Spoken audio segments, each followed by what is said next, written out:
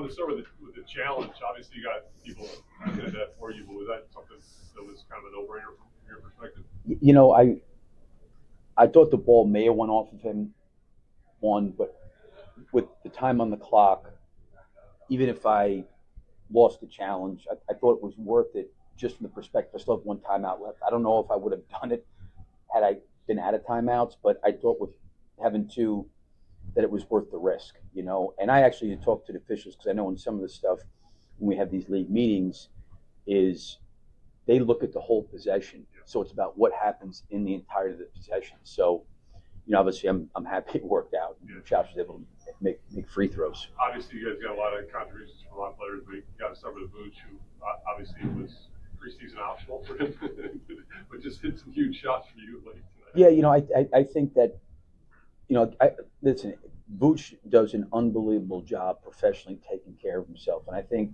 you know, getting ready to turn 35 and the fact that he had an entire training camp this summer in Montenegro, I think he was one of the league leaders this summer in minutes played, you know, per game.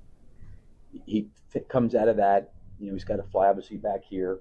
You know, he's got kids, he's got school, takes care of himself, and he's worked incredibly hard in training camp. And you know, listen, he's playing two different styles. The way they play in Montenegro is a little different than the way we play here, and he kind of worked his way through it. But you know, when he's playing at that level on both ends, it really incredibly helps our team. Yeah, he really competed defensively. Yeah, he was great at the rim, and he was rebounding. He was physical up front, and when he does that, that just gives us a different dimension. Just because I had mentioned, you know, before the game that we just don't have necessarily a lot of shot blocking, but as long as he can keep himself between, you know, himself the offense and himself between the offense and the basket and make people finish over him, he's such a good defensive rebounder, and I just thought he did a great job positionally tonight. How much do you think? You know, pretty much every question to him for the last 2 weeks was how old he is.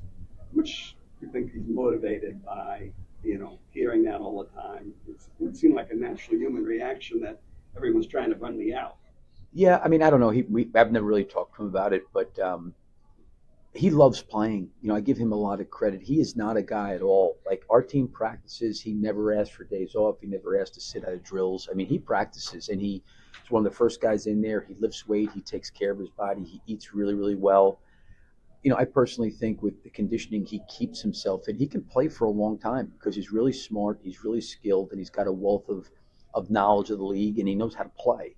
So I don't know if that motivates him or not, but I do think, you know, for him, you know, as these guys get towards the end of their career, the roles change and minutes change and all that stuff changes. But, you know, for us, I just appreciate him professionally, the way he keeps himself in shape like he does to be able to go out and play. Because, listen, I mean, it's a big adjustment for him. And we're playing 100 miles an hour now, running up and down the floor. And he finds ways to get to the three-point line or get down the floor, maybe for some early post-ups. And, you know, again, with the way we're playing, I think it's pretty impressive at his age for him to play the minutes he played tonight and play him effectively and productively. And also help the trail threes, you know, that when you get the ball live, he's able to. And it's great because he's so good at moving the ball to the next side. And he really, I think, is one of those guys that he can score on three different levels. He can play, you know, in the mid post area, you know, on pick and rolls into the pocket. He can shoot threes. He can play this back to the basket. And then he's a really good facilitator. So I think, you know, a lot of times when he is defensive rebound and he's trailing, we can work the ball through him, and he's going to make good decisions from the top. So much for the slow starts, but also, what did you see? What you thinking when it got to, you know, you're up 20, whatever, 25, when it got to 10, they hit the three to make it 105. What did you see from your team? Because in the past, there's been a lot of times where that overcame this team. Yeah. Listen, I think in today's game, with the number of possessions, how fast teams are playing, and guys' ability to make shots, the lead and the swings and the margins going back and forth from being up and down is just it's gonna be there. I just did not like the way we came out the first three possessions defensively or offensively to start the third. You know, we needed to be better there, but I thought we rebounded real well, got the lead back up. You know, obviously they made a really, really strong push. I think one of the things that hurt us, and we're going to need everybody. We got in foul trouble. You know, that hurt with Isaac being in foul trouble, and then Josh got into foul trouble. And, you know, we probably played some guys maybe a few extra minutes. I had to get Modest off there. I thought he was getting a little bit tired, and at least give him a blow to finish the game. But, you know, when Isaac's out there defensively, that really, really helps our team. And when he's off for that period of time, we're just a little bit different defensively. What was behind the choice to go with the Trey Jones, Vooch pick and roll on those 3 or 4 possessions late? What you kind of see there to initiate those sets of races? Yeah, I think that just looking at different matchups and who was guarding who on the ball, they're really good. Whether it's Holland, or Thompson, they can really get into the ball a little bit. Tobias Harris was on Trey a few times. We thought maybe putting him in pick and roll, he and Vooch could play an off-centered angle pick and roll. And the biggest thing I think that happened was Trey got downhill, and I think he really made passes, and it generated ball movement for us. And then a few times he found Vooch late in the pocket for some jump hooks. We didn't really execute it that great the last time we ran it, but for the most part, it was just something we just went back to. We got, I thought, some good actions on it. We got a variety of different actions on it, so we just kept going back to it. Billy, up 3 at the end, you chose to play defense straight up. Other teams in that situation might have intentionally fouled. What's your philosophy of thinking in that situation? Well, we practice it. We talk about it. The thing that's really hard is when there's, I think it was 13.8 seconds. Like that. First of all, it's a lot of time, to do that. The other thing too is the players have got to feel comfortable because these guys are so smart. The minute, like if you're off the player a little bit and you go to grab the guy, it's really, really hard when those guys see that and they just rise up and shoot. The last thing you want to do is give up 3 free throws. I'm not opposed to it. I like fouling. I've been a part of losing games fouling up 3, and I've been a part of winning them. I just felt like with 13 seconds to go, if you foul them and they make 2 free throws, right? Now we've got to either call timeout, use a timeout, or we got to inbound the ball and lane to the floor, and then we got to handle potentially 1 or 2 traps, and then we got to get fouled, and then we got to go to the free throw line and make 2 free throws. Like everybody talks about fouling up 3 is great.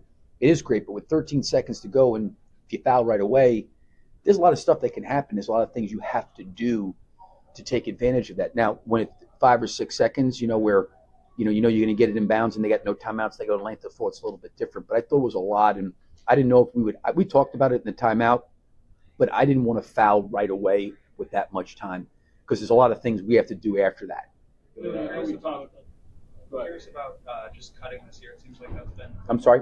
Just curious about your emphasis on cutting this year. It feels like that's been a much bigger part of your offense. Obviously, Modest had the big dunk on that. But what is sort of the commentary from you guys internally about any sort of emphasis you're putting on that this year, maybe more than last? Yeah, I mean, we've put a lot on it. Just from the perspective, I think, you go through the off season, you talk to the players and stuff, and you always kind of pick their brain. Where do we get better? And I think one area we all knew we had to get better. It was in the half court, right? Because we were that team where if we really, really ran, and that got shut off, or the game got slowed, or there was dead balls or fouls, and we were playing a lot in the half court, we at times struggled, with that.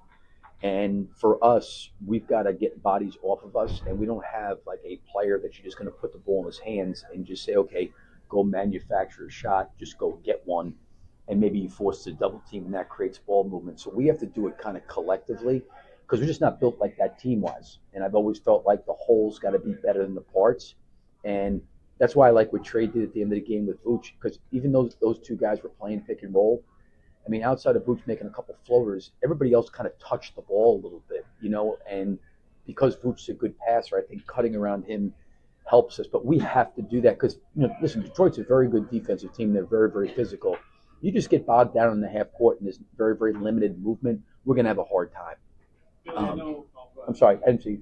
Billy, with Modest, I mean, obviously it dunks 2 points, but at the same time, those 2 fourth-quarter dunks, especially one on Stewart, I mean, that's an attitude thing. That's a physicality thing of, hey, I've arrived, and I'm going to challenge you. I mean, how important is that for you guys to see that from him and also the team to kind of feed off of that? Modest, is when they talked about this maybe pregame, I mean, he's fearless in a lot of ways. He just is. He's not afraid, and he's competitive, and I think he's driven, and I think that's why he's got a great opportunity to realize his potential and ability.